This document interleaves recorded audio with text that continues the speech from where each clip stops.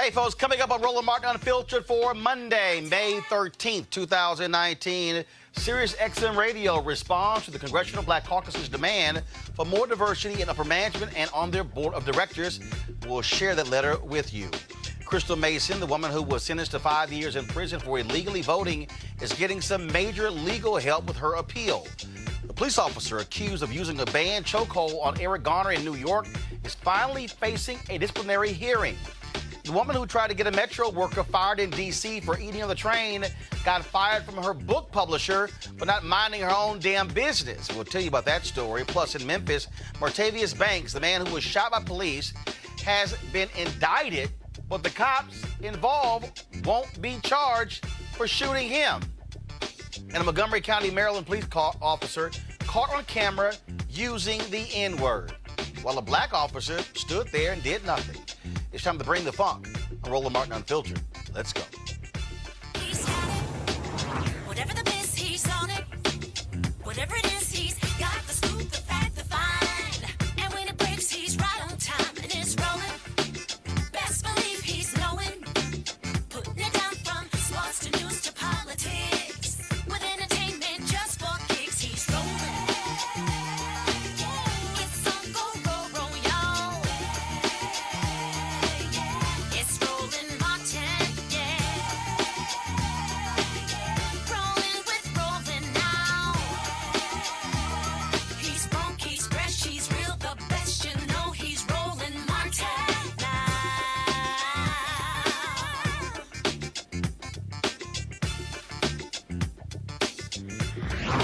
Martin. Last month, the Congressional Black Caucus sent a letter to Sirius XM Radio blasting them for the lack of African Americans on the board of directors and in upper management. The letter was signed by members of Congress Karen Bass, as well as Barbara Lee and G.K. Butterfield.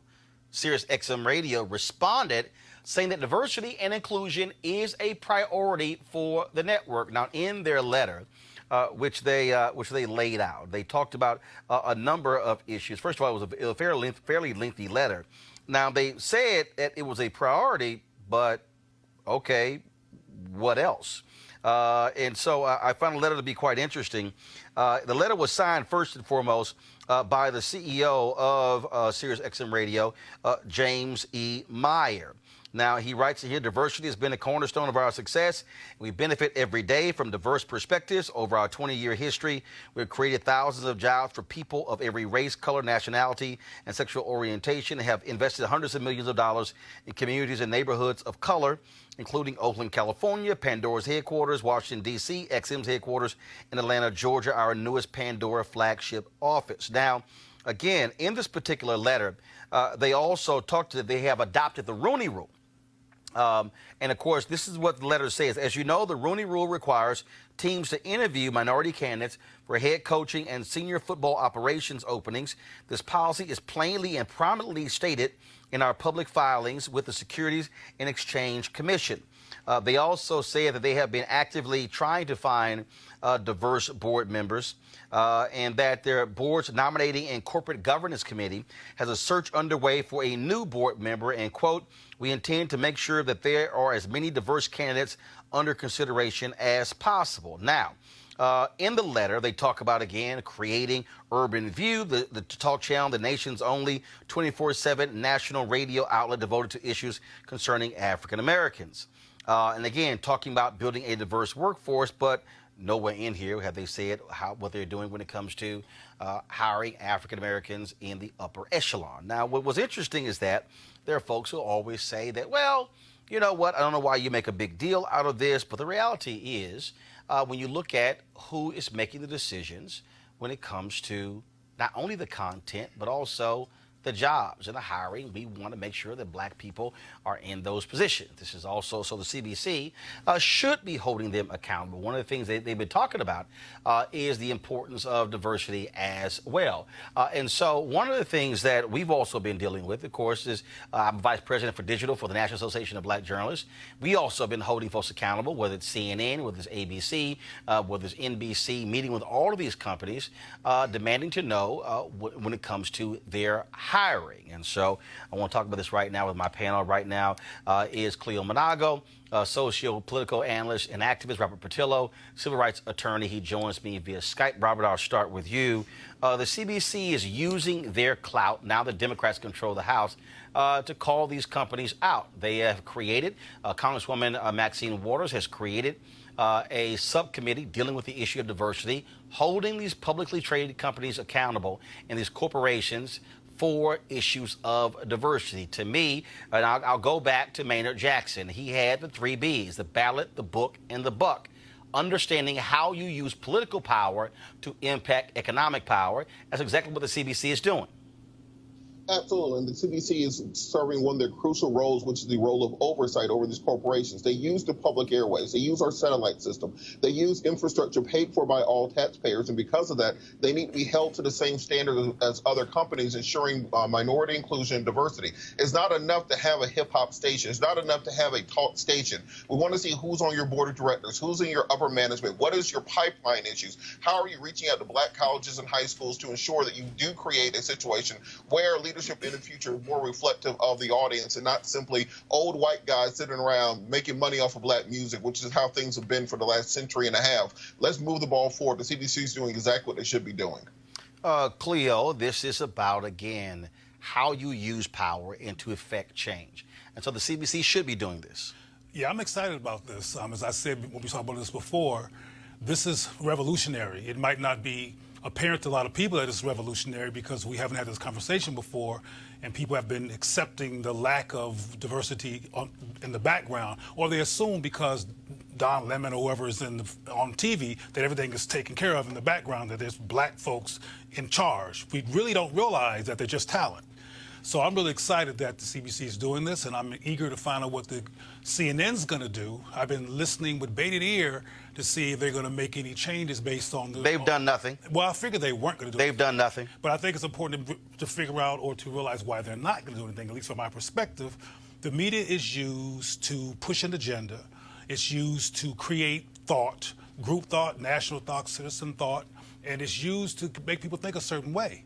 And white people benefit from those campaigns, so they're not willing to give up what they've used to control us. I mean, you might have seen the heightened of disproportionate interracial couples that are outnumbering black-on-black couples in the press. There's an agenda there from my perspective. So this is great. Hopefully, both the CBC as well as CNN and Sirius follows through with some kind of transformation. However, I'm concerned about tokenism. And Robert, I keep explaining to people, this is about quarters of power, not just at those companies, because other companies, when they're looking to hire people, they're looking at who's in the pipeline, who's in the chain. So if you are an executive vice president one place, you're being considered to be a president or a CEO somewhere else. Well, if you never get a chance to do that, you'll never be able to go up the chain of command. Well, it's kind of like the Rooney Rule in football. And they instituted this rule about a decade and a half ago, where even if you're not going to hire a black coach, you at least need to interview a black coach and a black person for that front office position, because it gets that person in front of those audiences, gets you into those corridors of power. It puts you in a position where maybe you don't get the job for the Steelers this year, but you might get the job for the Dolphins next year. And we have to do the same thing in corporate America, because many of these corporate boards, I spent years with the Rainbow Push Coalition, the Reverend Jackson and Janice Mathis in the Atlanta office, analyzing corporate boards, analyzing what they do. And it's very easy to put a smiling person of color out front to be your spokesperson, but when it comes down to making the decisions, deciding who's going to be your supply chain, what minority contractors you're going to be in, what are going to be the minority set-asides in your business, what's going to be your future diversity plan, there is often no plan for that. And we see that this is not simply a giveaway to the minority community. This is beneficial for the corporations also. A couple of weeks ago, Ancestry.com released a commercial where they had a slave owner running away with a slave, and no black person was in the room to tell them that was a stupid idea. So you need to have people there who can check you on the fly to make sure you don't get into these corporate faux pas. But you both have referenced power, and that's what I'm saying here. They're not interested. I mean, Roland already said that CNN hasn't made any moves yet. This is serious, y'all. We're talking about power over people's thoughts in this country, and the way they have been controlling the media has been very advantageous to white people and white folks in power. So they're not going to just simply move on with trying to change things based on these demands. Let's be real clear about this. And power is an essential word, and I don't think they want to give it up, including at Sirius. I mean, they just said all this about all these representation they have, but like Roland keeps saying, when it comes to the power moves, there's nobody black home. Well, no, the companies don't. I mean, the bottom line is they don't want to give up power. But this is where Frederick Douglass said, "Power concedes nothing without a demand, never have, never will." And so our job is to make those demands. And so what the CBC doing to me is critically important. What we're doing at NABJ is critically important. But also, here's what's very interesting about it. When you talk about how media operates, Robert, I'll go to you. I tweeted this out this weekend, and I've already done a search. Not a single media writer outside of black outlets has written about this issue. Of course. I'm talking about Politico, nothing. Of course. NBC media writers, nothing. Huffington Post, nothing. Wall Street Journal, nothing. And so you have all these people out here who are covering media, and none of them have written about the CBC. I've posted the full CBC letter. Nothing. Nothing at all. And that's also part of the deal. This is also why media does not like when others call them out.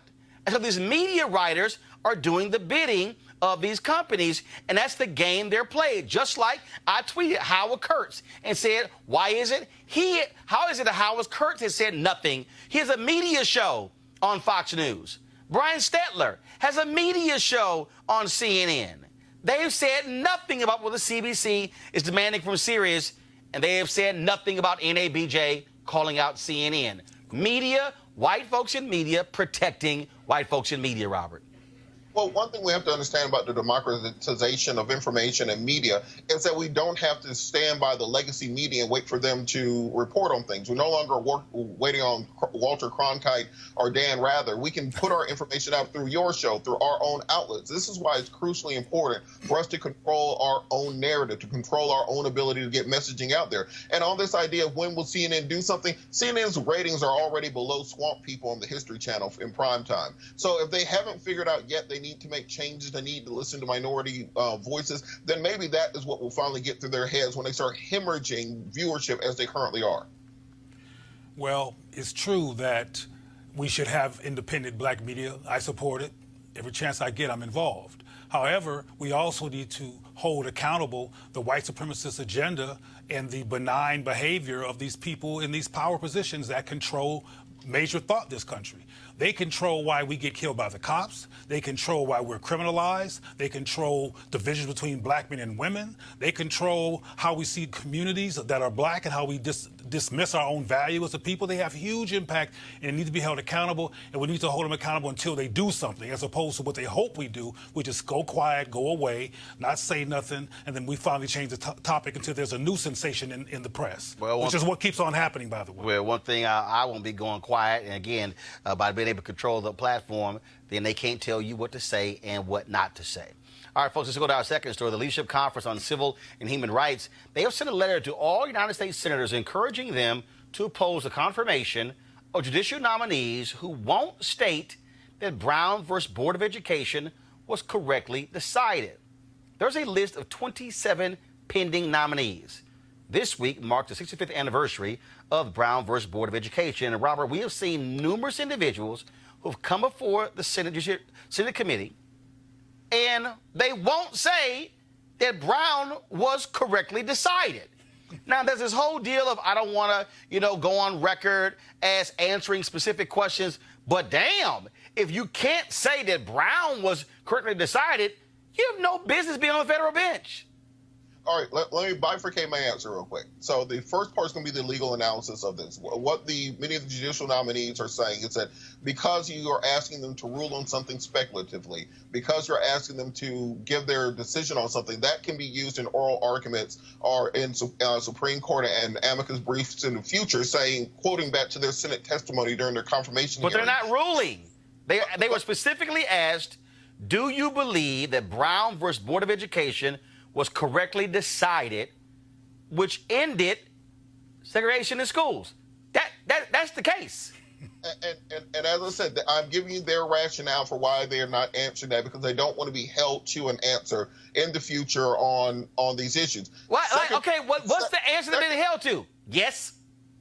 Well, no, because if let's say that this is a hypothetical that I saw in on law.com a couple weeks ago. Let's say in the future it's a question of do illegal immigrant students get the same right as American students? Do we issue the same protections for trans students as we do for African American students? And do we cite back to your statements on Brown later on? That's the hypothetical situation there, and that's the reason they don't want to lock themselves into that. However, I do think that these are very intelligent and smart lawyers who should be able to craft an answer that both affirms their commitment to Brown and preserves their ability to have leeway and not be locked into that in the future. I think it's an exercise in cowardice for these people not to be able to answer a simple question on Brown versus the Board of Education, one of the bedrock pieces of Supreme Court jurisprudence from the 20th century. If you can't say you support Brown, then you probably don't need to be on any federal bench. I'm not convinced they actually agree with Brown, Cleo. Exactly. I mean, sometimes people kill me with logic and breaking down the facts of the matter as if they matter to these people. These people don't want to articulate anything that's going to put a wrench in their power. They don't want to support something that's going to create room for so-called minorities and so-called immigrants to come in here and interrupt their make America great again agenda. It's really that simple. Their intellect and their legal capacity to litigate, etc., is not the issue. Their position and their philosophy is the issue, and they don't want to do anything that's going to go against their white nationalist philosophy. Well, I just think that this is not hard. And the fact of the matter is, these are largely conservative judges who are being asked the question, and they won't answer it. 90% of the judges that Donald Trump has appointed have been white men. Mm-hmm. I think one has been African American. What you are seeing is clearly, Robert, an effort by Trump, by Mitch McConnell and Republicans. They want to put largely white men, far right-wing men, on the federal bench so they can be there for the next 40 years. Period.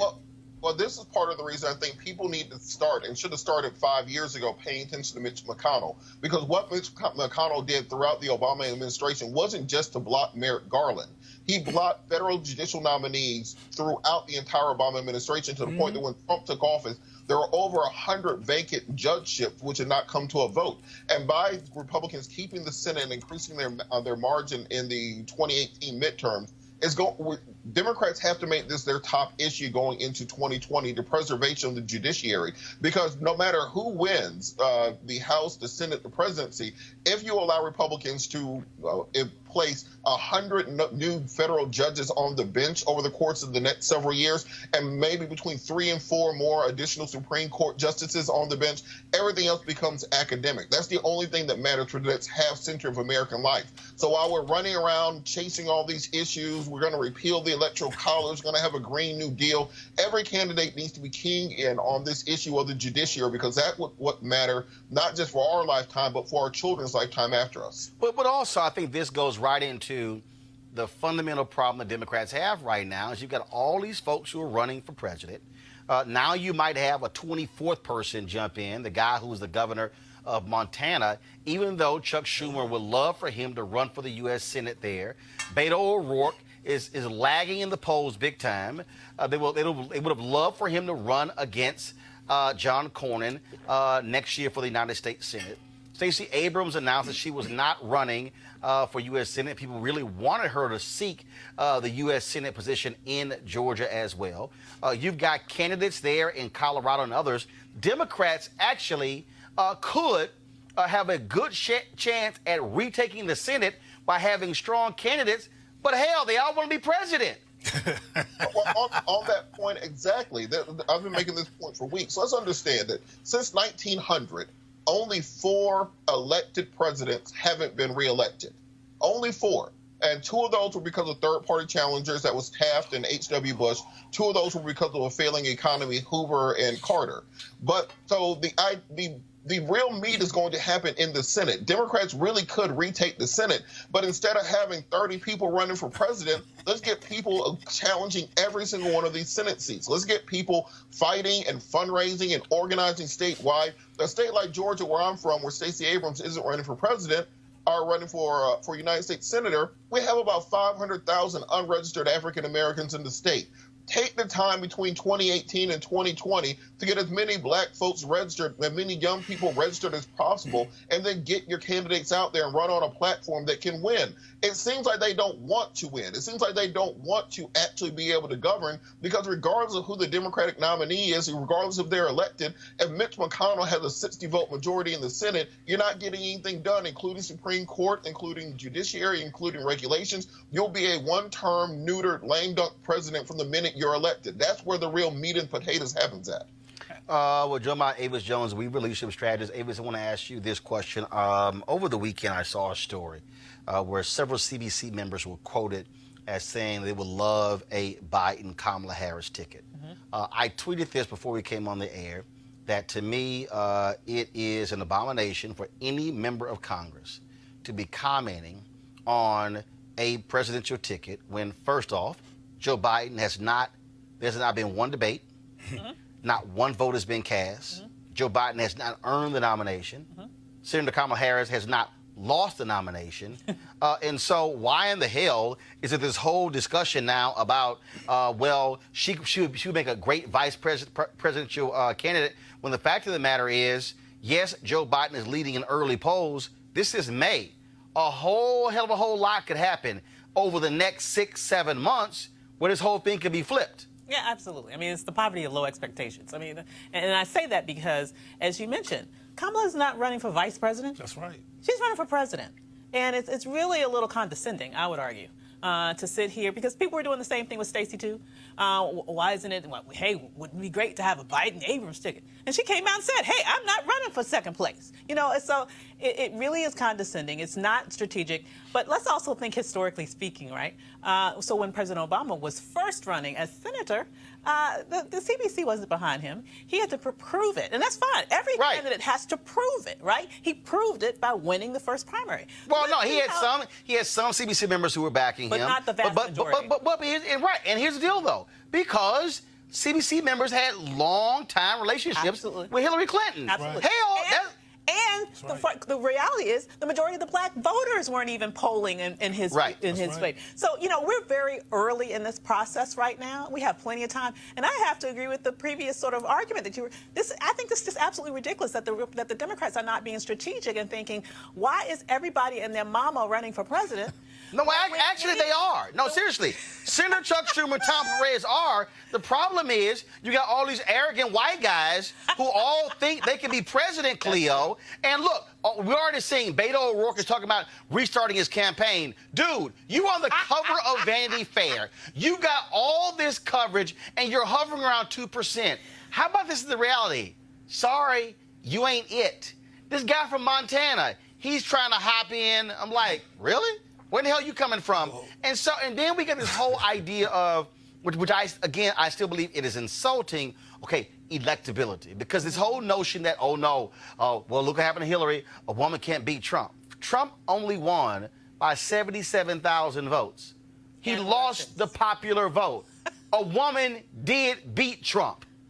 Right, but that Trump is in office, given the kind of person Trump is, which is kind of a child in chief, he has lowered the maturity level of the culture of the presidency.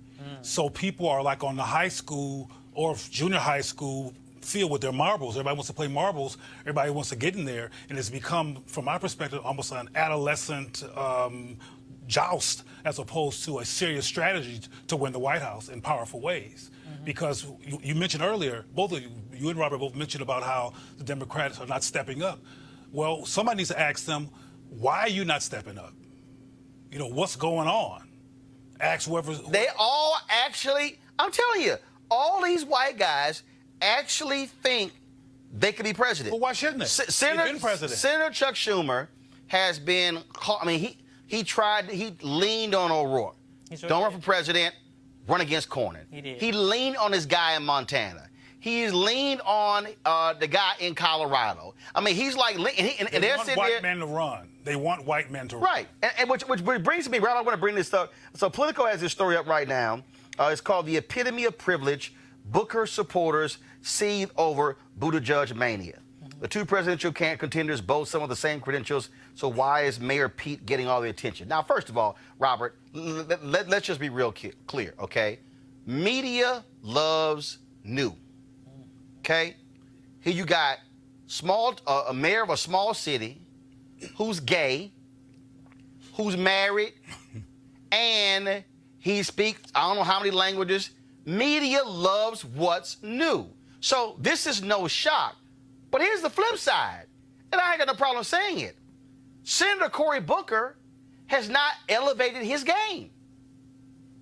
That's true. Well, on that point, I agree with you completely. And this whining to the refs thing, and I'm sorry about your Houston Rockets, but what they did the first game was whine to the refs. Robert, who's your team?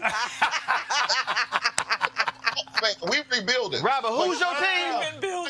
Here we go. Robert, who is your team? Atlanta Hawks. Did y'all make the playoffs? No, we ain't made no Shut playoffs. the hell up then. But we digress. Yeah, you're right. I advise you, don't bring up the Rockets if your punk ass team did not make the playoffs. Now move along. The point is, go ahead. It's your fault, The point Robert. is, when you have Cory Booker whining to the refs, talking about privilege, and why ain't you paying more attention to me? On the policy front, Elizabeth Warren is killing the whole field. Right. On the That's right. excitement front, you got Mayor Pete killing the field. There's no mandate for Cory to run. There's no constituency behind him. I don't know what his true issues are that he's running on. I should be his natural demographic that he's appealing to. I can't tell you nothing about him. But the fact is, there's still 8 white guys who are polling lower than him. So instead of crying and whining about white privilege and why do they like Buttigieg, figure out what you can do to set yourself apart from the rest of the field and quit trying to work the refs. That's what you think he's doing. Well, here's the deal. I do concur with the amount of attention these white boys are getting over women in the race. If you look at, yeah, absolutely. Elizabeth Warren is dropping policies like Tupac was dropping mixtapes. I mean, it's just constant. And so, yeah, Harris is trying to vie for it as well. And again, because we have to also understand the dynamics here. And that is what you have here. You got mostly white boys who are in media. Most of the people who cover politics are white boys. Okay, that's what's going on here. So we can't just deny the reality of what's happening here. But I think we have to be real about what we're facing here in terms of media. And yeah, Buttigieg is getting all this attention. I don't understand why. And sure, he's out there raising money. But again, getting lots of attention is one thing. Beto O'Rourke got tons of attention. The question, though, is what are you saying or doing that's going to resonate? Are you building infrastructure? Are you on the ground? See, here's my deal. Attention is one thing, but are you methodically building your support in South Carolina? Are you building it in California, in Nevada, in Florida? So let's say, because I'm telling you right now, if I'm Cory Booker or Kamala Harris or Julian Castro, I don't give a damn about Iowa, New Hampshire. I don't. Damn. No, I don't give a damn. Because the reality is... Didn't they help Obama? Huh? Didn't they help Obama? Well, no. First of all, 2008 was totally different. So let me walk folks through. Here's the deal. True. So Iowa was 90% white. New Hampshire is about 94% white. The reality is that's not how you're going to win. Okay? So second of all, I can also concede those states. By the time Iowans vote in the first caucus, California would have already started early voting. So if you're running, you can say, you know what, y'all can spend all your time in Iowa. I'm going to go over here. And then you can look. I remember the year Rudy Giuliani ran, and of course, he waited till Florida. It was the dumbest decision in the world. But this year, the rules are totally different because of how they moved up. And so the old rule of when Iowa set the stage, or sets the next stage up, even for Obama, that's now out. That's now out because how the rules have been changed, where really the first, I dare say, 6 to 8 states will determine who stays in the game. So you can pretty much skip Iowa, New Hampshire. You can focus on California, Nevada, South Carolina, and still do well. However, Iowa, I can't talk. Iowa helped to determine the relevance of the black candidate. because they were majority white, and they supported the black candidate. And that shifted people's perspective on the Congress, on everything. But also, there's some though, black people running now, too. No, you're very true. But Iowa also made a difference because it exposed Hillary Clinton as vulnerable. He beat her in Iowa. That's right. That was also the dynamic there that I think that was different. So I get that. I'm just saying, as I look at coverage, as I look at how folks are paying attention, at the end of the day, if I'm Senator Cory Booker, I'm not bitching and moaning about coverage. I'm building infrastructure. Better be building it. I'm building ground game. Because you can't get a single vote based upon a newspaper article. Right. If I got ground game, I can beat all your, glorious coverage. Here's the thing: if I was him and any of them, and Kamala and any of them, listen, don't worry about Buttigieg, whatever his name is. Here's the thing: it's a grand opening, grand closing situation. Because the minute he gets to South Carolina, his ass is going to be off the. He's just going to be gone. He's going to be gone. He has some serious problems with his constituency because they are overwhelmingly white. Black folks don't know him, and what we do know about him, we don't like. I mean, there's just one problem after the other with him. This issue of the All Lives Matter thing, which he now claims he didn't understand what that means. Yes, I don't believe that. The issue, his boo? Remember his boo? I don't know about the boo. That wasn't get the black vote. But the issue with his when he fired the black sheriff, for example, and all of the cover-up that's going on right now in terms of the tapes in his own administration, the degree to which the black community in his own city don't like him. And are polling against him because they said that he has done nothing for them. In fact, their economic situation is worse than it has been previously. But here's the piece where we are, Robert. It's real simple. The first debate isn't until next month. I mean, here's the deal. If you're Senator Cory Booker, go into that first debate, kill it. Game changes. Go to the second debate in July, kill it. Game changes. I got to remind people, Obama was down 20-plus points to Hillary Clinton in August of 2007, and it wasn't until there was a debate that I believe was in October of 2007 where Hillary Clinton screwed up the question related to driver's licenses for undocumented workers, and that was the opening where the crack was open that Obama was able to get into and then be able to bring those numbers down. As late as August, he was down 20-plus points. It's way too early for all this nonsense. Robert, final comment on this. Well, not just that. Booker's competition isn't Buttigieg. Booker's competition is Kamala Harris because one of them has to win South Carolina to have a compelling case going into Super Tuesday. And thus far, Kamala has smoked Cory in every turn. At that bar hearing, Cory Booker looked like he was holding Kamala's purse next to her. He needs to make sure that he can stand up and can make a compelling case for himself. Otherwise, he's running to be Kamala Harris's attorney general, not to be the next president. Well, here's the other deal. Again, very simple. The reality is this here, and I keep trying to explain to people this here. I'm tired of all these fools out here who act as if black people don't know what the hell they're doing. Black people are some of the smartest voters in the world. Black folks want to see Trump lose. Early polling right now shows Joe Biden with a commanding lead in South Carolina. Why? Because of African Americans. Mm-hmm. We have to understand that how black voters in 1984 weren't caught up in Run, Jesse, Run. Black folks love Reverend Jackson. They couldn't stand Ronald Reagan. Who do they support? Walter Mondale. Same thing happened in 1988. Remember the year 2004? Former Senator Carol Moseley Braun and Al Sharpton, they both ran. Black folks don't give a damn about neither one of them. Not one. I remember betting Keith Cleanscales, who then was the CEO of Vanguard Media. Keith just swore to me, we bet a steak dinner, that he said, man, Sharpton's going to win South Carolina. I said, Al Sharpton won't even come in third place in South Carolina.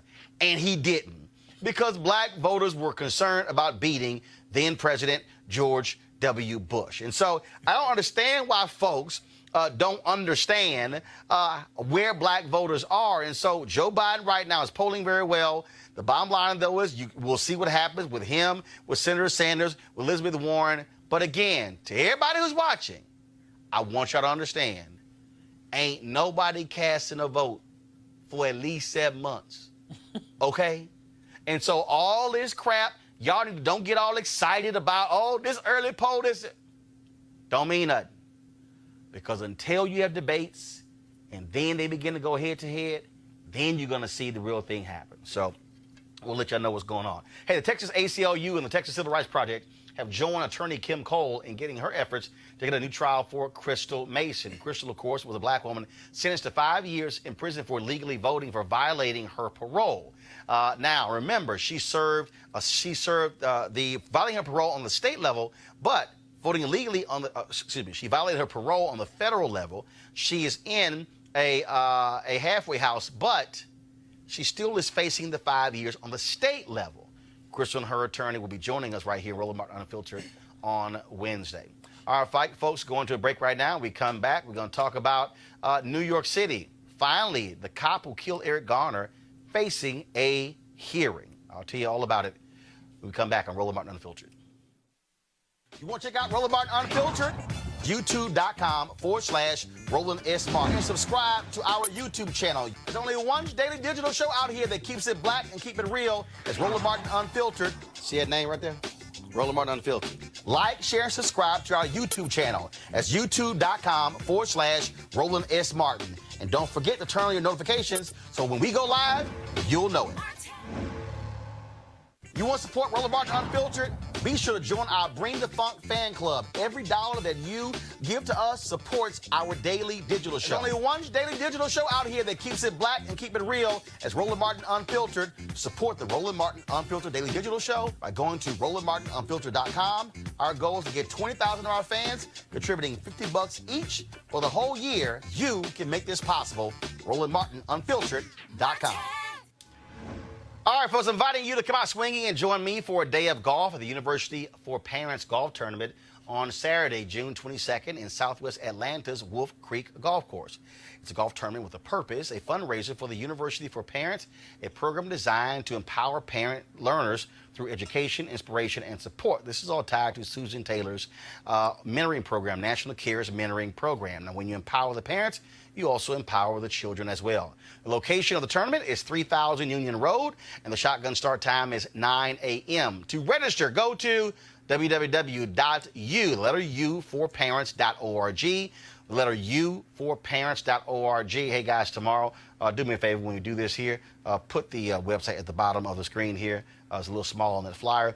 For more information, call 770-316-3487, 770-316-3487. And I certainly hope to see you there. Folks, Officer Daniel Pantaleo, who was accused of using a banned chokehold in the 2014 death of Eric Garner, will finally face a police department hearing. Now, he's a plainclothes officer in the green shirt in this video. Roll it, please. Hold on. Don't touch him, please. Girl came over, gave us a bag of baby shit.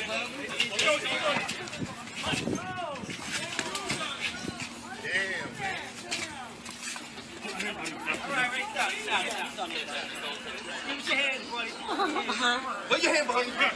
I can't breathe. Now, Pantaleo and the police department have claimed that it wasn't a chokehold. We all have eyes. We saw it was a chokehold.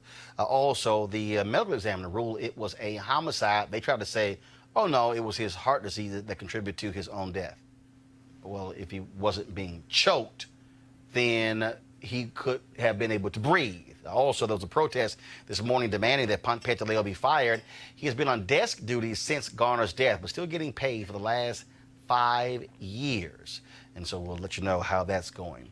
All right, folks, over the weekend, this thing blew up social media. Natasha Tynes is an author, was just about to get a major publishing deal, but she just couldn't mind her own damn business. She tweeted a picture of a black metro worker eating on the train, saying, quote, when you're on your morning commute and seeing a metro employee in uniform eating on the train, I thought we were not allowed to eat on the train. This is unacceptable. Hope Metro responds. When I asked the employee about this, her response was, worry about yourself. Okay. The publishing house distributing her novel dropped her, and her publisher delayed the planned release of the book. The Metro worker did not face any action whatsoever because they also only have 20 minutes time to eat between going from one place to another. We'll go to you, Avis. First of all, the company that was going to distribute her book made it perfectly clear, black women read books. Hello. And they Yeah. are, so the distributor said, we're not distributing her book. They're now putting pressure on the publisher, also in her book deal. Times has now made her Twitter account private because she was getting lit up, and deservedly so. Absolutely. I mean, Black Twitter was on her like white on rice, no pun intended. It was absolutely poetic justice to see that. And I think really one of the things that people pounced on her about, not only because, quite frankly, this was none of her business and this woman was working, and you don't know her situation. She only had a few minutes to eat. You don't know how long she had been working, how much longer she had to work before she could get some food. People were upset because if you went to her Twitter account, she was publicizing the fact that here she is, a woman of color, and you should support women of color authors. And here she is trying to get another woman of color, a black woman specifically, fired. That's the whole point of that tweet. Let's just be very real about that. So the hypocrisy of that, I think, is something that people pounced on, and I'm glad that her publishers and her distributor reacted in the way that they did. Robert, it was pretty funny, again, seeing the reaction. I mean, it was swift. It was fierce. She deleted the tweet, said she apologized. Oh, but it was a little too late. Well, one thing that people need to understand, we're a couple of decades into the social media world. We should all understand now how these things work. You're not the first white woman or the first woman to try to bust out black folks for no apparent reason. Mind your business. She wasn't tearing up the train. Plenty of things happen on the metro that is worth a tweet. Someone eating their lunch is not it. I'm glad she learned her lesson. Hopefully it's going to have long-term permanent ramifications. But I think the publisher and the distributor did the right thing. I think the best thing she can do is find that worker and take her out to lunch and apologize for what she did.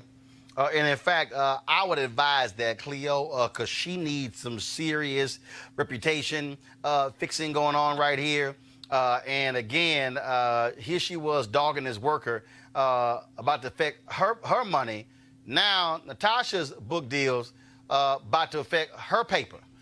Well, clearly she didn't know all this was going to happen. All she knew was that a black woman was eating, and how dare she eat. And my focus here is on how people project and look at black women or working class people and judge them and try to punish them for being who they are. And that's what she tried to do. So I'm glad that she got what she deserved, and we'll see who does publish her book. But sister, keep on eating. Eating is important. It is. All right, folks, let's talk about this next one. The Montgomery County Maryland Police Department says it is investigating a white female officer after she was recorded on Instagram Live and on her own body camera using the N-word while talking to a group of black men. Y'all, check out this crazy-ass white woman. Got a whole bunch of paperwork. Hey, you want to get out of here fast, right? So if we have more people, y'all niggas been trying to something. You want to get out fast. Racist ass bitch. No, what the fuck? I bet she ain't had that badge on. She wouldn't call us no niggas. Oh, yeah, this took place outside a McDonald's restaurant in Silver Spring, Maryland, where, according to Montgomery County Police spokesman Captain Thomas Jordan, 4 African-American men were originally approached by an officer for loitering and trespassing. Now, cue up the tape again, because I want y'all to see there's a black cop standing right there who's writing. He don't say a damn thing. Press play. Got a whole bunch of paperwork. Hey, you want to get out of here fast, right? So if we have more people, y'all niggas been trying to something. You want to get out fast. Racist ass bitch. No, what the fuck? I bet she ain't had that badge on. She wouldn't call us no niggas.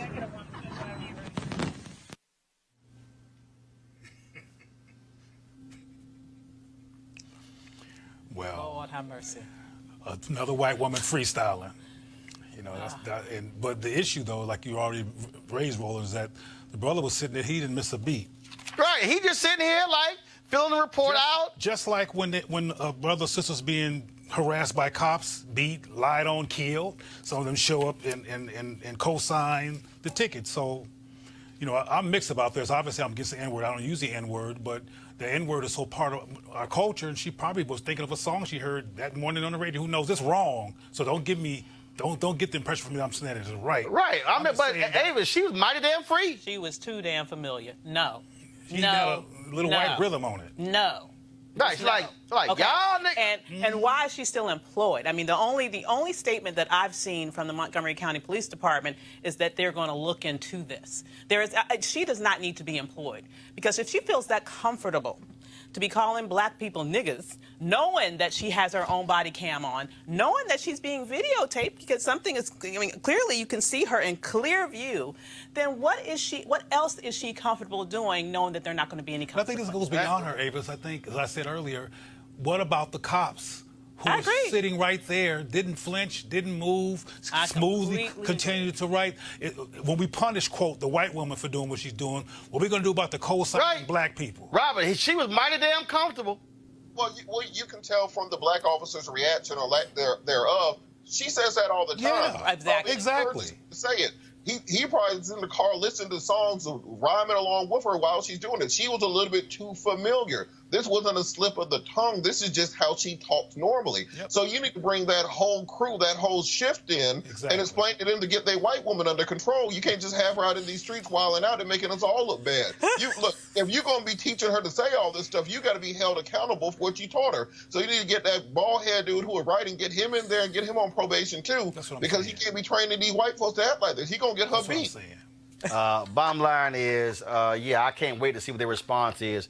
And again, I'm waiting for the fraternal order police to go, it's okay.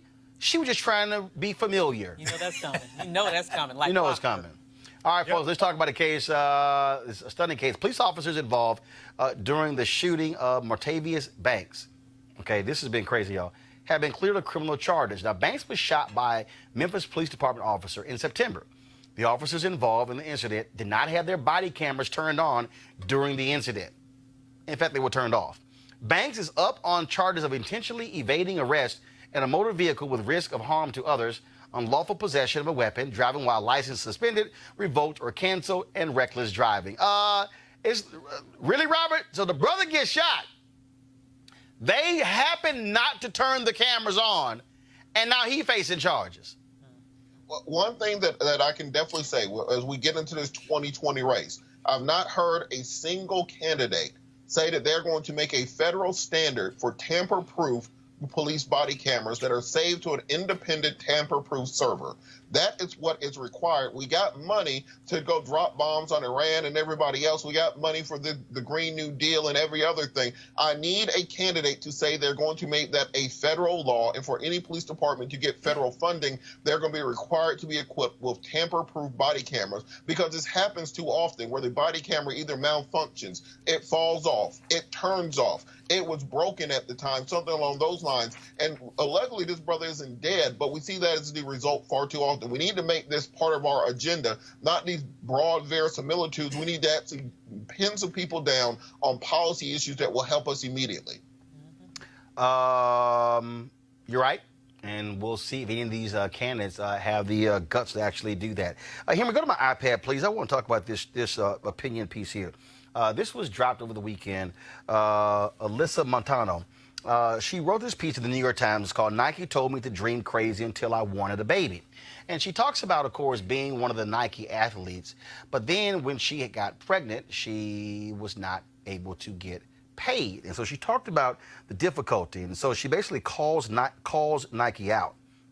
And she said it's just advertising. She says that the best of the best can supplement that income with prize money from winning races outright, but the majority of athletes, who are often the breadwinners for their families, sign exclusive 5- or 6-figure deals that keep them bound to a single company. For the vast majority of athletes, the sport is a way to earn a decent living by doing what they love and excel at. They don't get rich. But she says that look, it changes. This is what she says is interesting. Now, remember when Beyonce met with Reebok and they didn't have anybody who looked like her? She like, I'm out of here.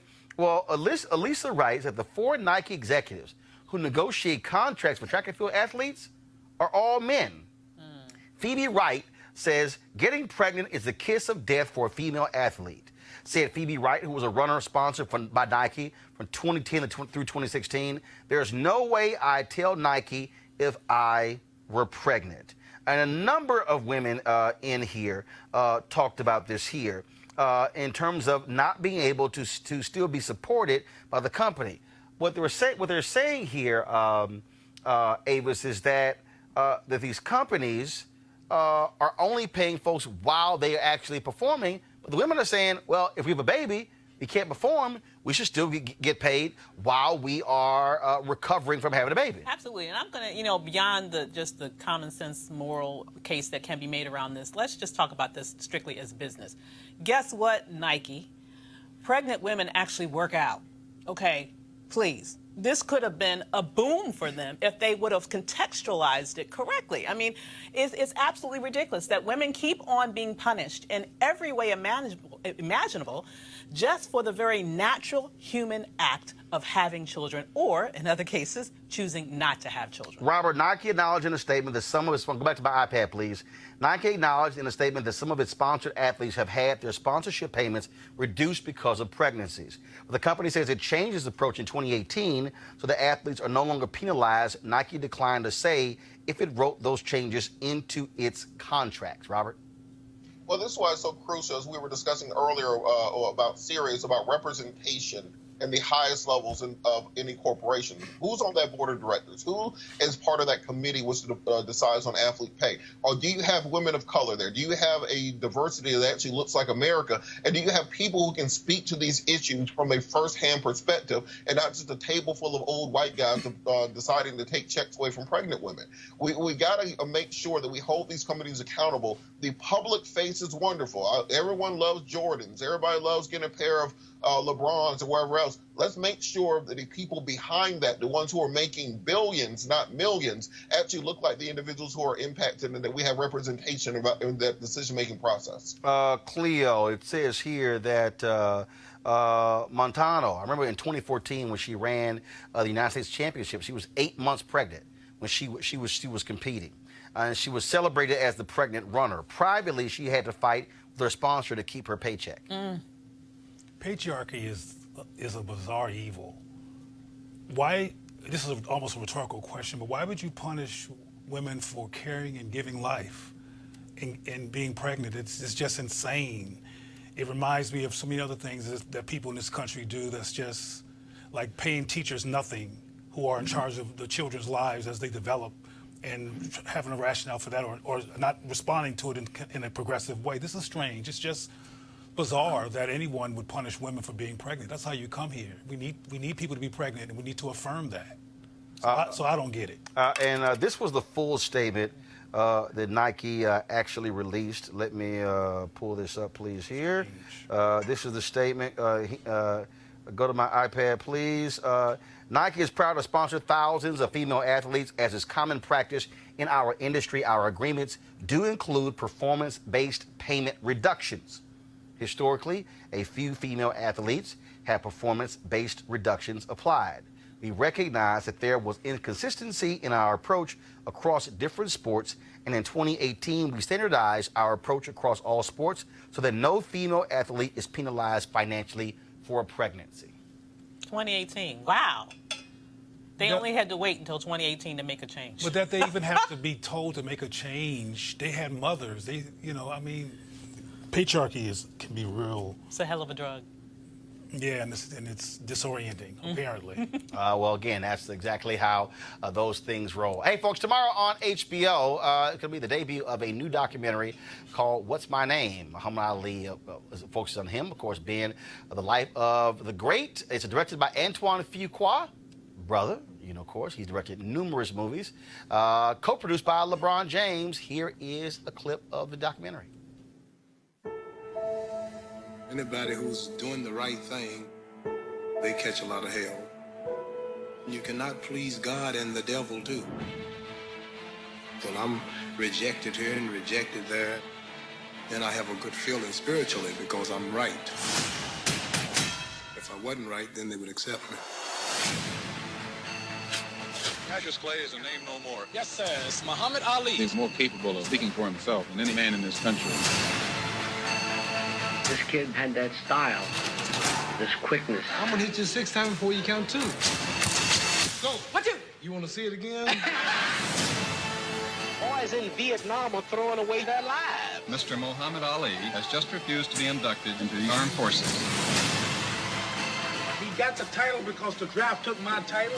Well, I'm through. You won't hear no more about Joe Frazier. Here comes Muhammad Ali. I'm the boldest, the most creative, greatest fighter of all time. I'm out to conquer immortality.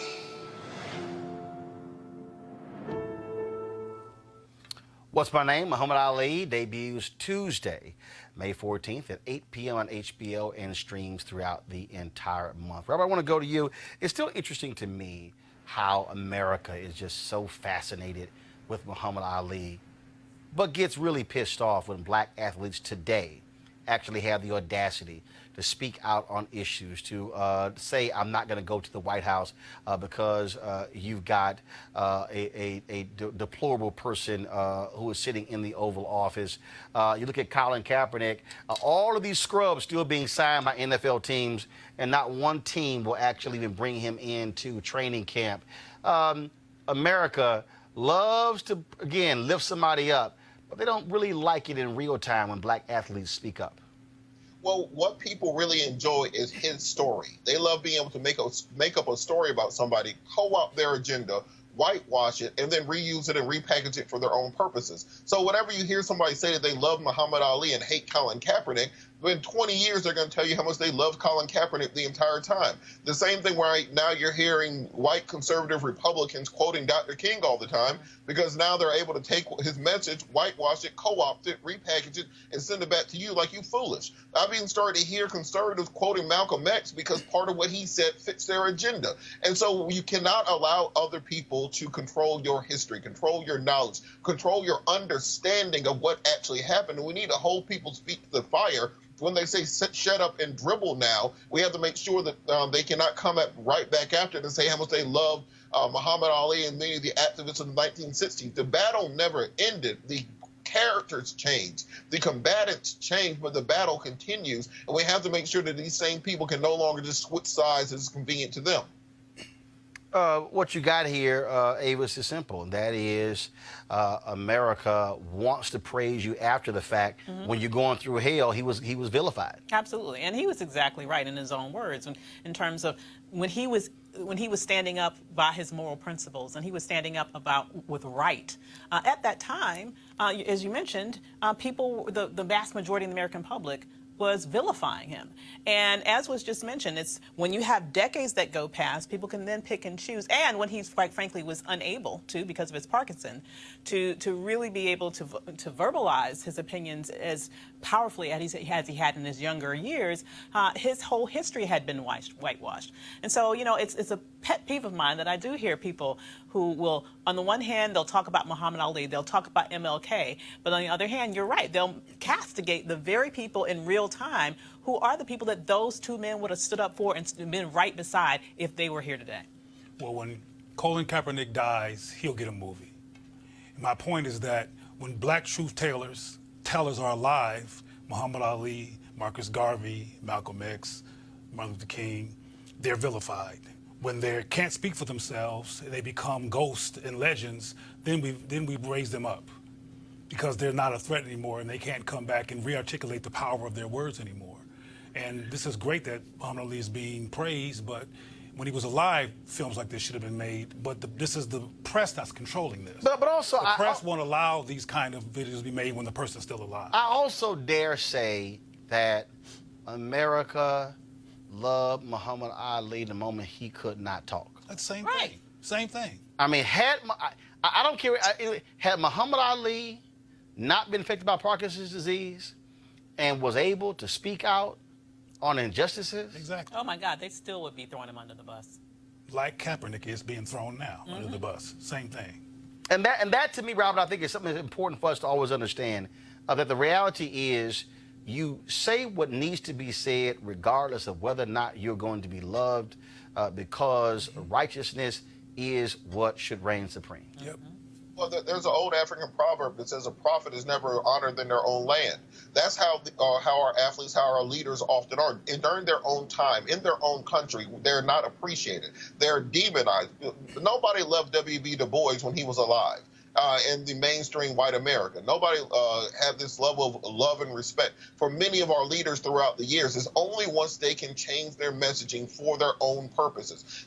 It's kind of like a bad preacher on Sunday, where he can pick and choose parts of the Bible to make his own story. He can go to Jonathan and say, win you, and then Ezekiel and say, give me, and then go to Luke and say, money, and then make the whole sermon about giving me money.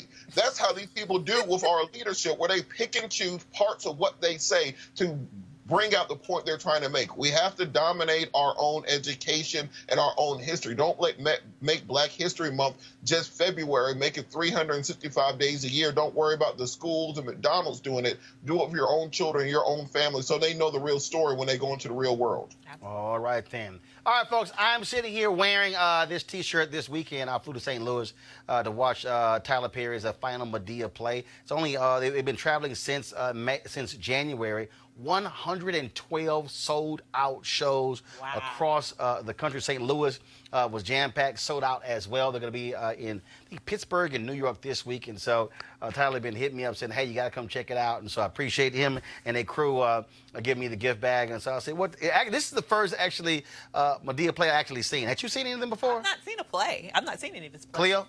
I have not been interested in Medea. Robert, had you seen any of them? I'm not going to watch no 6'5" man in a dress, but what if they were 6 feet? 5'9", and you going to watch? Good. I love the studio and all the help they're giving to African-American films and movies and actors. I ain't watching no man in a dress. I tell you what, though, Medea plays made all that possible. And so I certainly had a good time, and I did. I mean, it's just true. I mean, look, at the end of the day, this is the second studio that he's built. And so that's actually what led to all of that. And so you got that 300-acre compound, which is major, there in Atlanta. And so, again, so it was great seeing David Mann, Tamla Mann, Cassie, all the folks who were in it. And so, again, St. Louis, it was great seeing all of y'all there as well. All right, folks, that's it for us. Be sure to support Roland Martin Unfiltered by going to RolandMartinUnfiltered.com. Every dollar you give joining our Bring the Funk fan club goes to support this show. Tomorrow, we're going to be on location from the Bible Museum here in Washington, D.C. There's a screening of a powerful new movie that's opening in June about Emmanuel 9. We will have some of the survivors on our show tomorrow. So we'll be broadcasting on location. I'm going to also be moderating a panel after the screening of the movie. We'll be live streaming that for you as well. And so you do not want to miss that tomorrow. And so only this show will be doing that, folks, which is one of the reasons why you need to support this. Black-owned, independent. We call our own shots, speak our own truth, and we ain't got to ask nobody for permission. And so please go to RolandMartinUnfiltered.com. Also, Friday, I'm going to be giving the commencement speech at Bowie State. It'll be the 18th college commencement speech that I've given. Looking forward to that. And so all this week, we're going to be live streaming. We're going to be restreaming, actually, a number of the other commencement speeches that I've given over the last several years. And so I did Virginia University of Lynchburg a couple of weeks ago. And so we're going to stream that for you right after this show ends. And so we had some fun ones. And y'all really going to enjoy this because, see, one of the things I can't stand when I do graduations, you know, like I appreciate that a brother who sang a song. I think it was Total Praise, one of those songs, but it was a little too slow for me.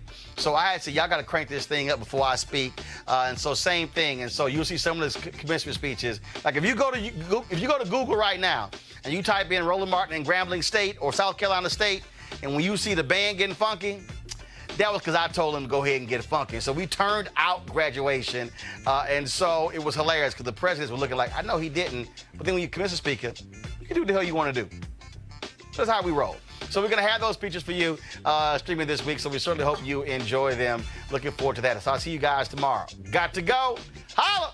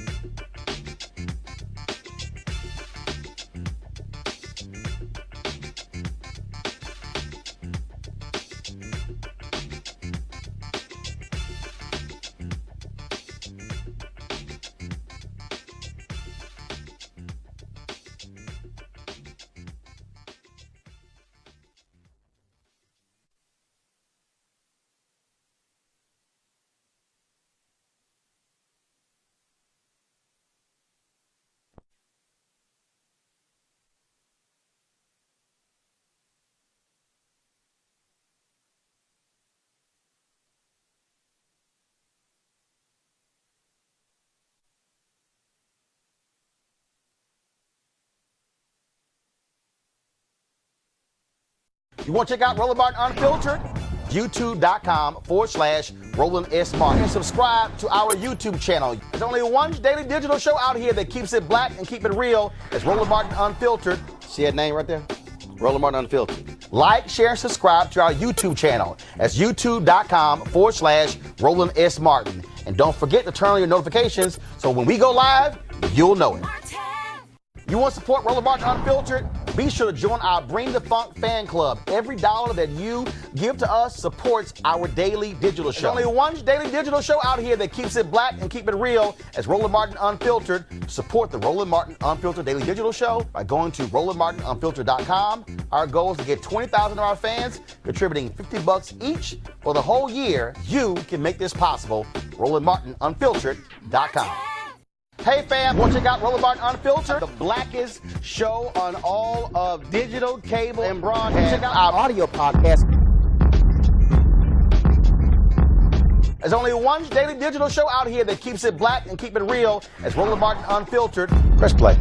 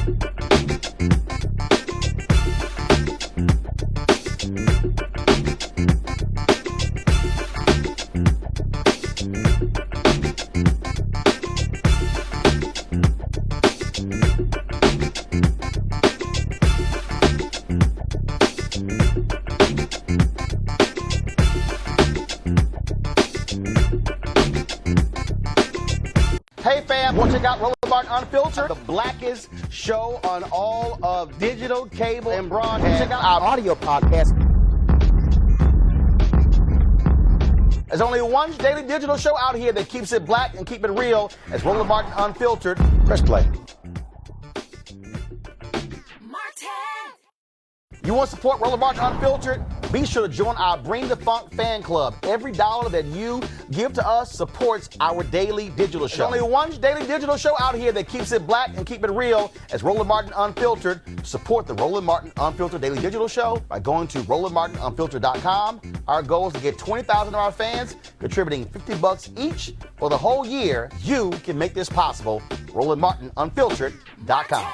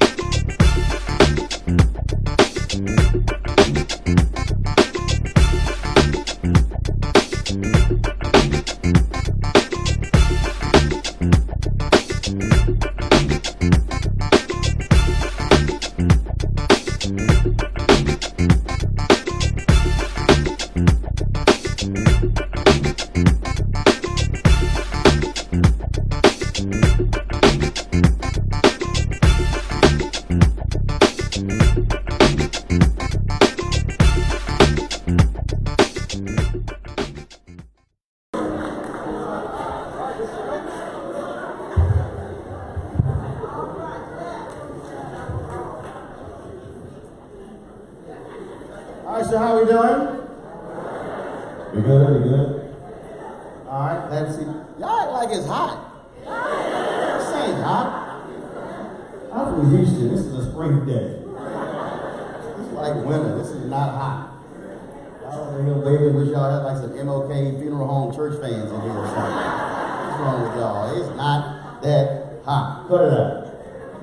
I am glad to be here, glad to see all of you here. I appreciate the invitation to come speak to you on this graduation day. It is one that I don't take lightly. This is the 17th commencement speech that I've given 15 different HBCUs. And so it's always interesting. I just posted something on Facebook, Twitter, and Instagram. Really? You got your phone on? Really? You never heard of you? Really? They calling you right now. Who phone rang? Who phone? Really, this side of the room. On this side of the room. Put your phone on me. Lord have mercy.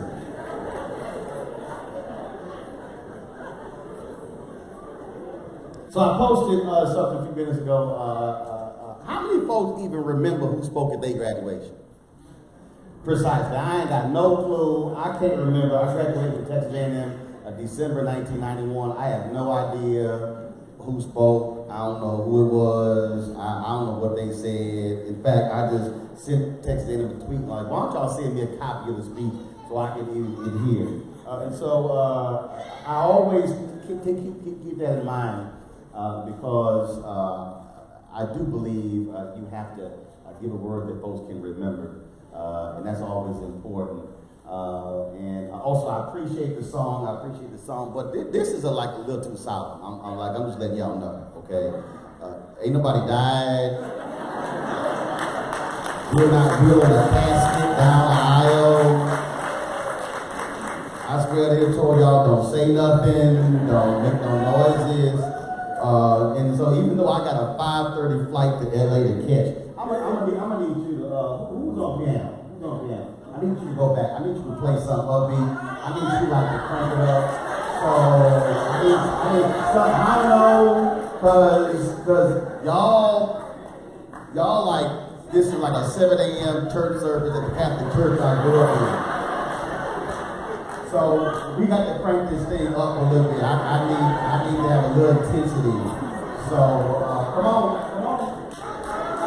I ain't here all day now. Come on. It's a 3-hour drive back. Come on. Crank it up. Come on. Y'all know how to clap down there. Come on. On me.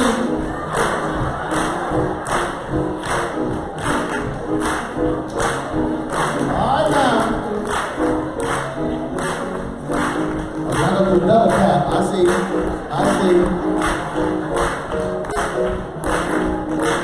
Some of y'all are complaining about walking up those steps, so y'all need to go ahead and stand up. Stand up. Go ahead and stand up. Get on your feet. Stand up.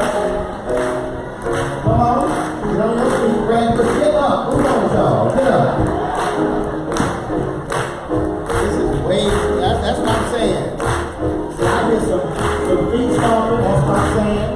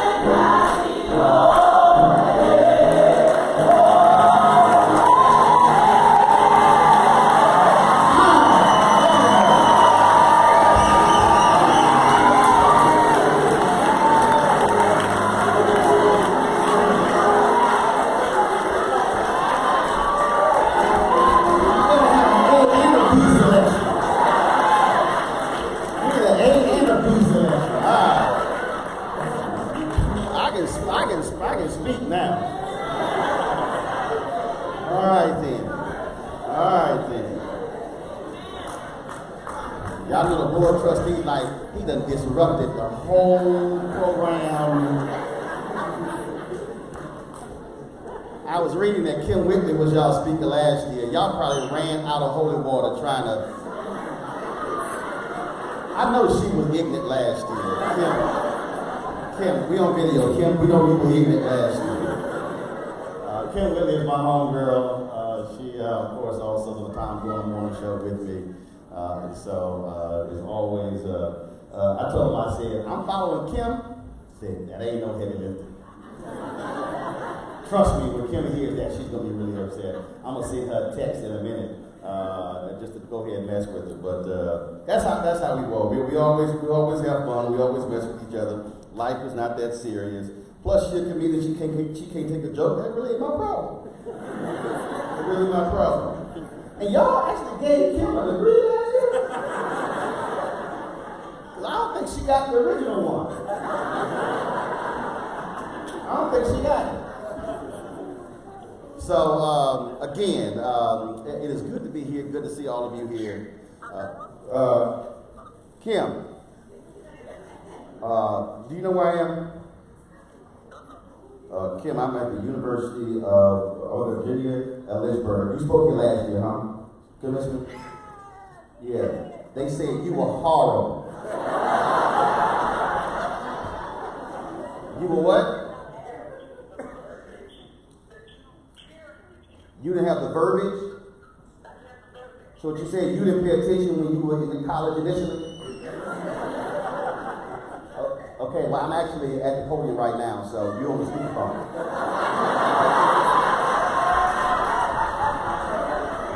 No, Kim, seriously, you on the speakerphone. Hold on, I did everybody in the room say, hey, Kim! Hey, Kim! You thought I was lying, huh?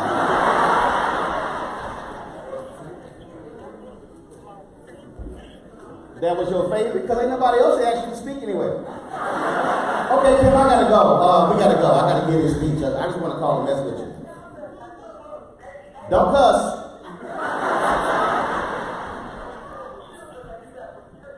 Talk to your children like I got some sense. Girl, bye. All time gonna have fun with that on Monday night. Before I speak, is it Leroy or Leroy, the chairman of the board? Look, Leroy.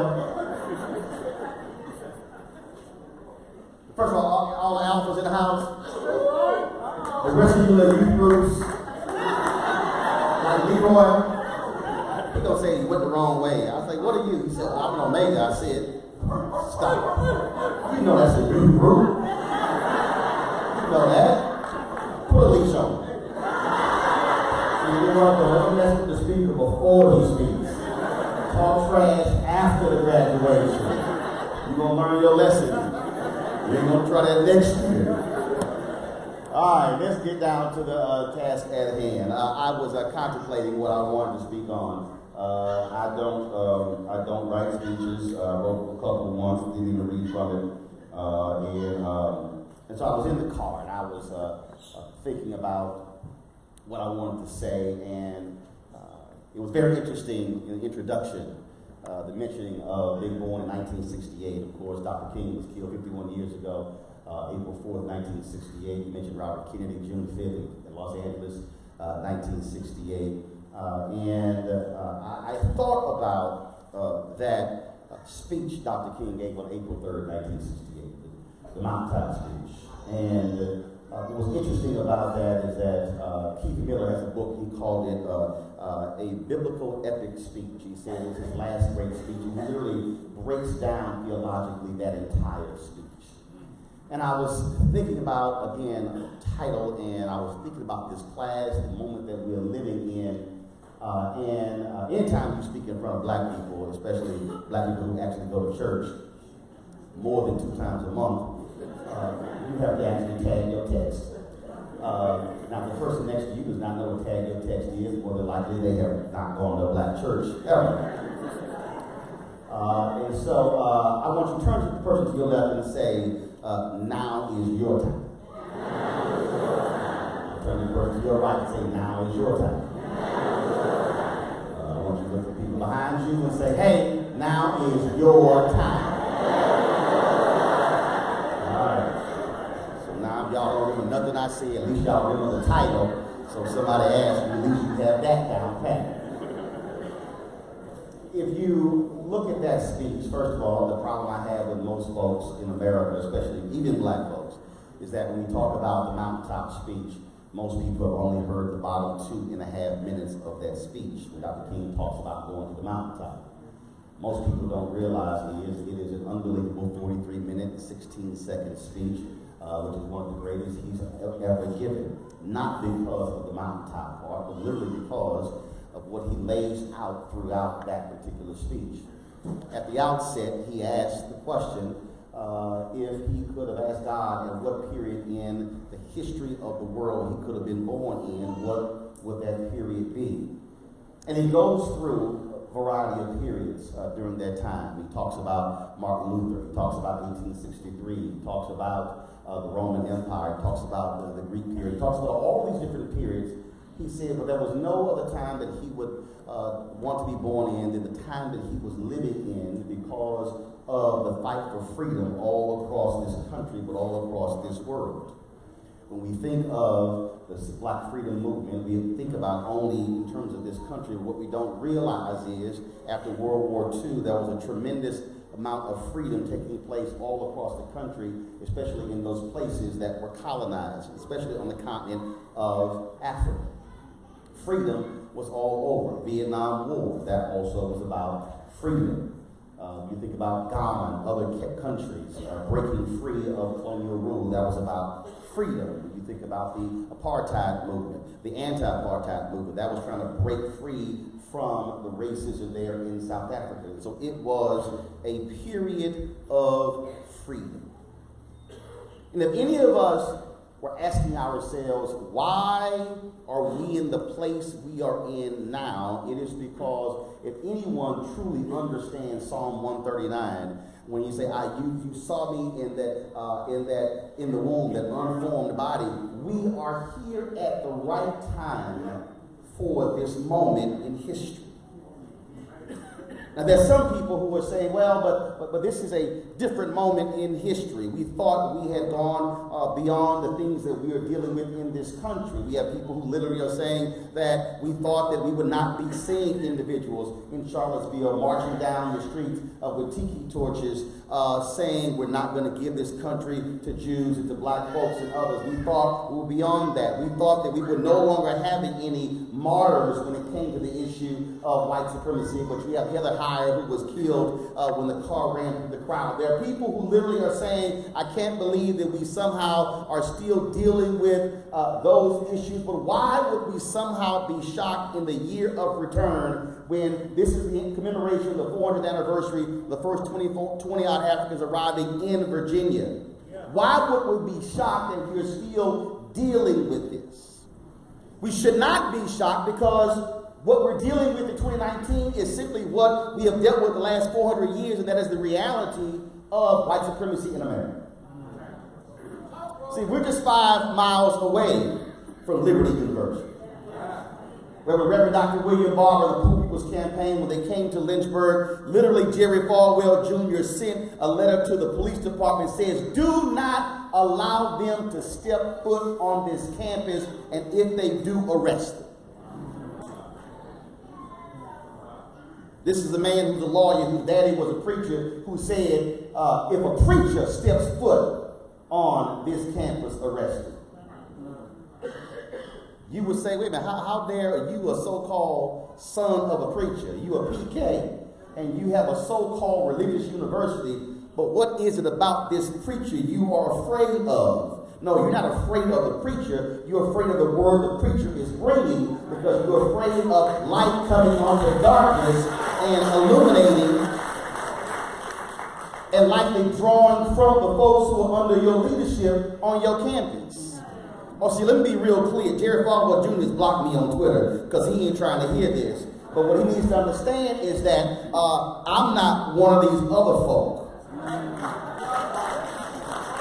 God made me a little different. And the reason I'm saying that is because you are here at this time in order to fulfill a destiny that our previous ancestors could not fulfill on their own. The reality is we're still dealing with trying to achieve freedom in this country. And when we look at what's happening in the faith community, we still have folks who want to hold on to the old way of doing things, the folks who want to hold on to that old notion of what does it mean to be a believer? What does it mean to be someone who believes in it? You have, I don't even call Franklin Graham a reverend.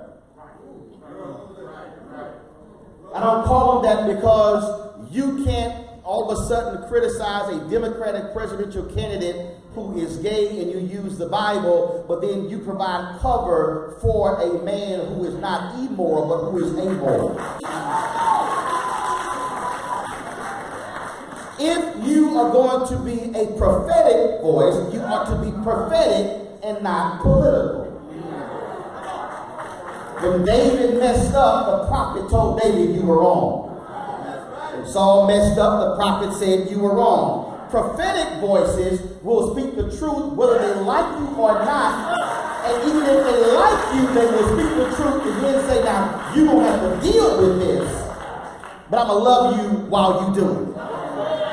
But we're living in a world today that you have white conservative evangelicals who are worshiping a Jesus I don't know because they actually are not worshiping Jesus. They're worshiping GOP. They're worshiping parties, but they're not speaking to the pain and the suffering of people today.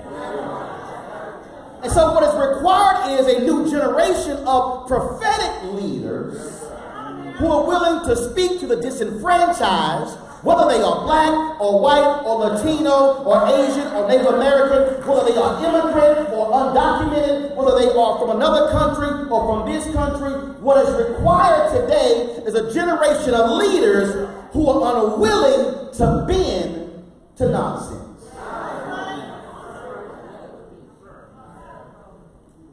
See, we have to accept the responsibility. Here we sit 24 years away from America becoming a nation that's majority people of color. 24 years, by 2043, America will be a nation that's majority people of color. What you are seeing in America today, not by all white Americans, but what you are seeing, this revolt, this anger. You watch the media, they call it economic anxiety. Well, first of all, black folks been broke for a long time. Ain't nobody more economically anxious than us. Jobs report dropped yesterday. They said it's the lowest in 49 years, but the reality is everybody's celebrating that, but the black unemployment rate is double that of the nation's average. The average wealth of a white family in America is around $140,000. The average wealth of an African American is $5,000. If anybody should be economically anxious, it's black people. If you are a black college graduate, your student loan debt ratio is 2 to 3 times higher than the average white in this country. If anybody should be economically anxious, it should be black folks. But no, you have mainstream media who are saying we need to be listening to folks in red states, people walking around with little red hats. I'm like, no, they should be listening to the rest of us. Because we are seeing people who are operating in this notion of white fear because they are afraid that the morals and the values of the nation are now going to be redefined because the people who are now going to be doing the defining don't look like the folk who used to be doing the defining. See, that's really what we are dealing with. In 2009, I called it. I said, we're living in the age of white minority resistance. I said, trust me, when these numbers become reality, folks will be saying, hold on, wait a minute, hold on. This thing is changing? Yes, it is. You look at what's happening now. 51+% of the kids in public schools are black and brown. That's fact. By 2039, the labor force, in terms of working class in America, will be people of color. And so all of a sudden, you have folks who are freaking out like, oh my God, what about us? Well, you've been running this thing for all this time. And so now all of a sudden, you upset these things are changing. Well, here's the deal. Black people kept having kids. Latinos kept having kids. White birth rate actually dropped. It ain't my fault. Y'all stop knocking the boots.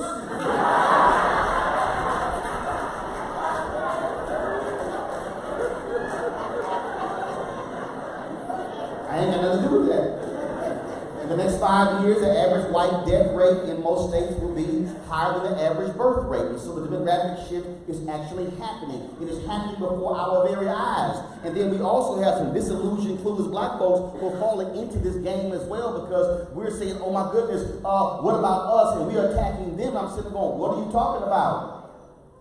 What we are dealing with is America is changing before our very eyes, and you are the generation who is positioned for leadership in a changing America.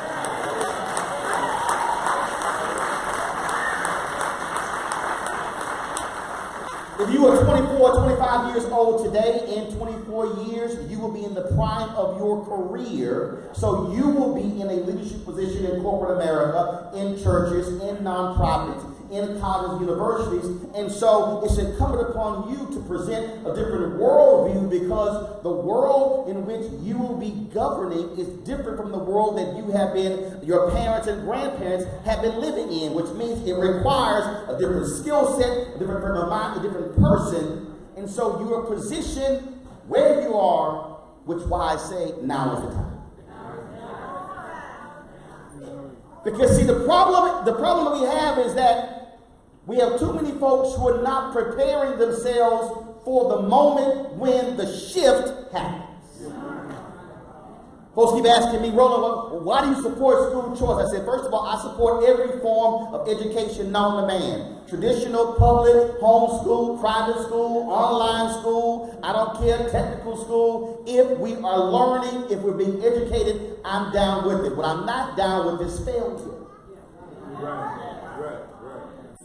I was just in Sacramento 2 weeks ago dealing with, well, they're trying to cap charter schools there, and I'm looking at the stats where they told me almost 70%, 63% of black kids in the state of California are not proficient when it comes to language in English. 80% of black kids are not proficient when it comes to math. Why is that important? Because there are 6.2 million kids in California. There are 340,000 African American kids who are in California. And if the current stats stay the same, that means when the shift happens, and America is now a nation majority of people of color, black folks will be in a worse position in 2043 than we are in 2019, which means we will be looking like South Africa, that is people of color who are the majority, but literally don't control the economics, don't control the politics, will still be asking somebody else, can I?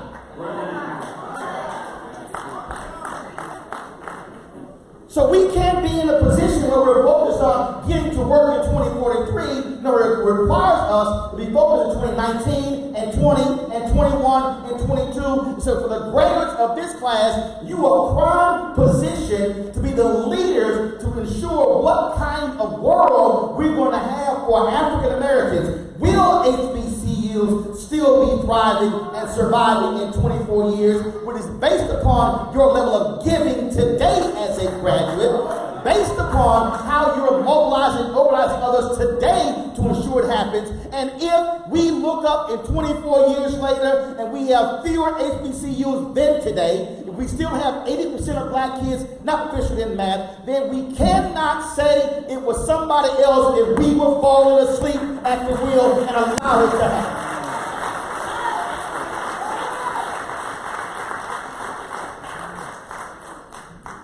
Now is not the time for us to be focused on games and playing. Now is the time for us to be completely focused on lineage, future, breaking generational curses.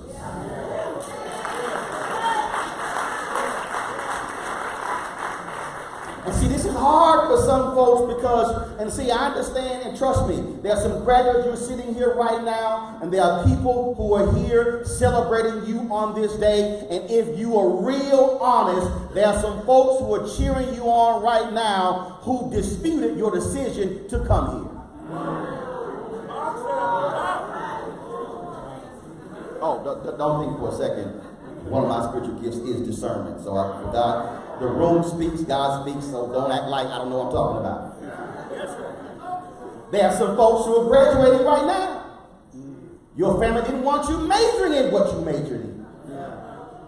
They were saying, well, why are you doing that? You should major in this. That can generate you more money. That can generate more things for you. No, they were thinking about themselves. It was a selfish act when actually you were operating in God's will as for where you go and what you're majoring in and what you're going to do in your life, because he understood where you were and going to be in 2019. He knew it from the moment you were formed in your mama's womb. Which means that your responsibility is not to live a life based upon what you want and what you desire. It requires you to say, God, what is your will for my life? And it might be in an unpopular position because you might be going against a grandmother or a grandfather or a mother or a father or an aunt and an uncle. But the reality is you got to have the courage to say, you had the shot to live your life. I've got to live my life and do what God has destined for me. You can't live through me. I can't live through you. I've got to do what God wants me to do so I can position my children's children in order to break generational curses. See, a lot of us call ourselves church folks. A lot of us call ourselves believers. A lot of us say we want things to change, but we're unwilling to truly confront those generational curses in our own family. We're unwilling to look them in the eye. And it requires a new generation to say, that's not going to be me. It requires the next generation to say, no, that will not be my children. And every person who's graduating, I need you to understand that every decision that you make from this point forward has a direct impact on your lineage. So the decisions that you make from this point forward, after you walk across this stage, after you walk out that door, walk down those steps, and go out into this world, every decision you make has a direct impact on what the life of your children's children will be. What is behind you is no guarantee for what is in front of you.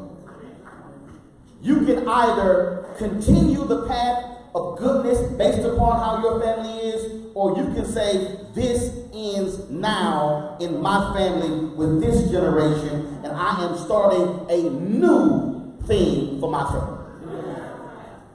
Which requires you to have a different view, which requires you to think about that every single day. See, folks will say, well, that's easy for you because, you've gone through life and, you turned 50 in November. No, understand that that was me at 14.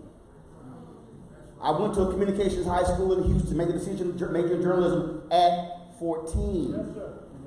I haven't changed in 36 and a half years. I understood what my destiny was. I understood what my talents were. Folks have come to me and said, you should run for political office. No, God has never told me that.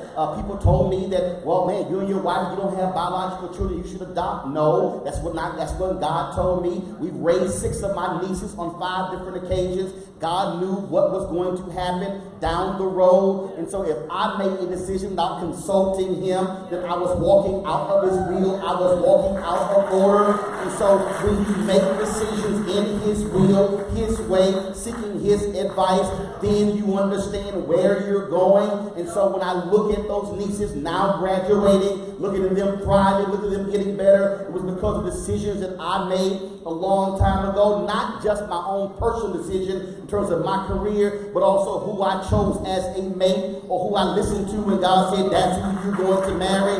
What I'm trying to get you to understand is that when we say now is the time, that means that every decision you make, every decision, where you live, the house you live in, whether it's an apartment, whether you buy, the car you drive, are you caught up in keeping up with some other folk who don't even like you, or are you focused on living your best life the best way you can and being content with what you have?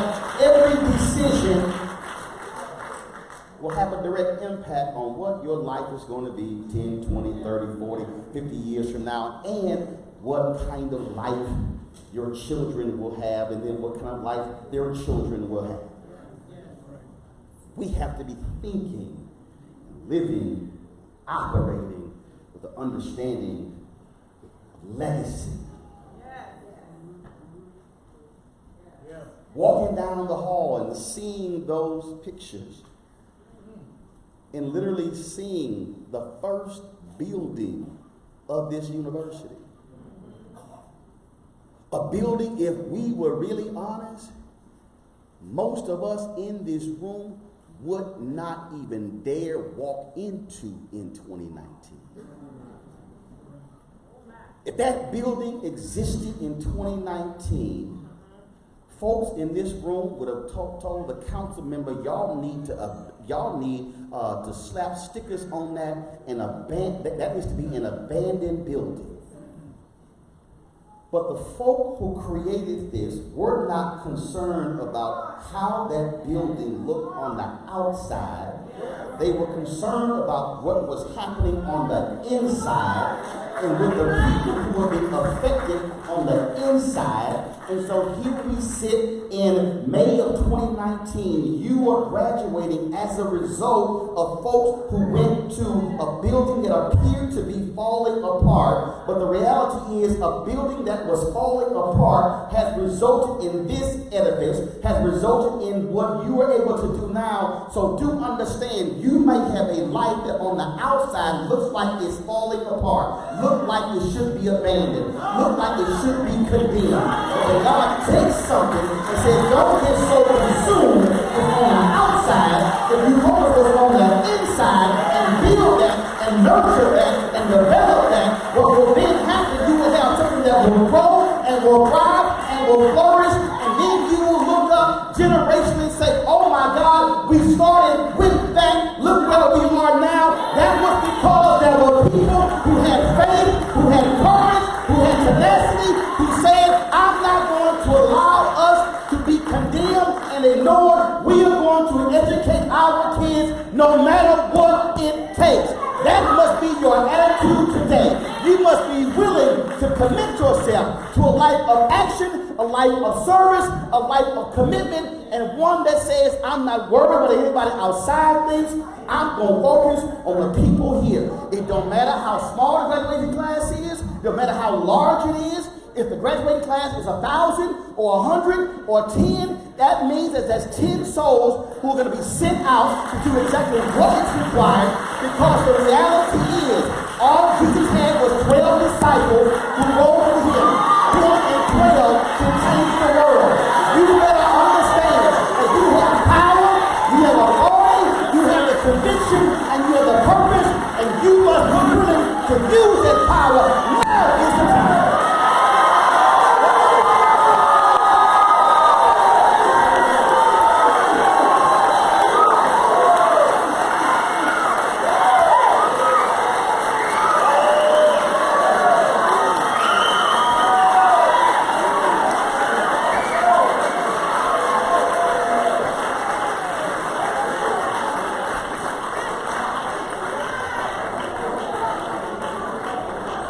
You want to check out Roland Martin Unfiltered?